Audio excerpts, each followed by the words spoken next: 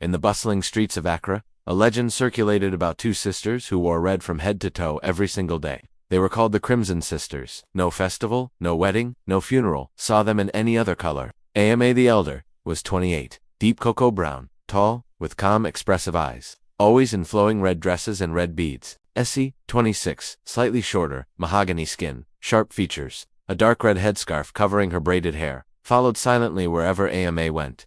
Locals whispered, some said the sisters were cursed, others that they practiced dark rituals at night. But the sisters never explained. They ran a small street pastry business in Jamestown, selling sweets that were said to be as irresistible as their mysterious aura. Their story took a dangerous turn when Kojo Mensah, a 35-year-old wealthy entrepreneur from OSU with light brown skin, sharp narrow eyes, and a sleek white shirt, arrived in town. Kojo had heard about the Crimson Sisters and became obsessed. He believed their red clothing held secret power, something he could exploit for wealth and influence. Kojo began following the sisters, buying pastries daily, leaving gifts outside their small shop. Ama and Essie returned everything untouched, refusing to speak to him. But Kojo was relentless. He proposed a partnership. He would fund their business, expand their pastry stalls across Accra. The sisters hesitated but finally agreed on one condition.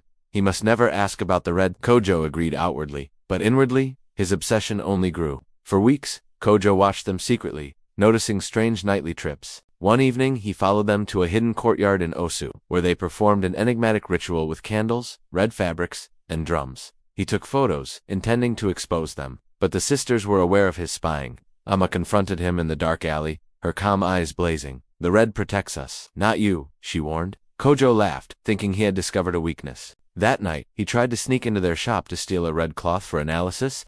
The next morning, the entire neighborhood woke to a scandal. Kojo was found tied to a lamppost, blindfolded, and surrounded by red powder. A note pinned to his chest read, "Those who covet what protects us must pay in full." Ama and Essie had vanished into the early morning mist, leaving their pastries unattended, untouched. Kojo swore he had been attacked by a street gang, but whispers spread.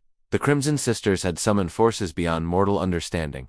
Rumors became legend. Days later, the sisters returned, quietly reopening their pastry stall. Customers came back, intrigued by the scandal. Ama smiled mysteriously. Essie winked at a curious child. The sisters continued wearing red, stronger, untouchable, and more enigmatic than ever. Accra learned a lesson that day. Power and greed have limits, and some secrets, especially those in red, are never meant to be unveiled. End.